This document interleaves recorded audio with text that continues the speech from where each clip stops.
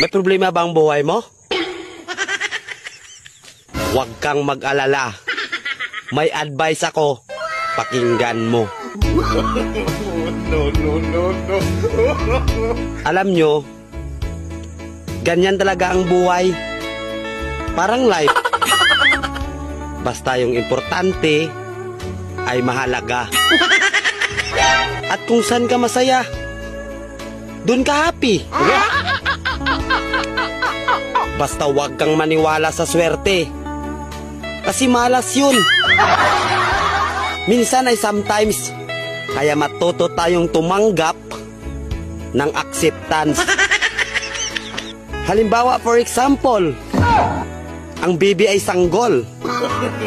So kung di mo intindihin, you don't understand. Basta kaibigan, lagi mo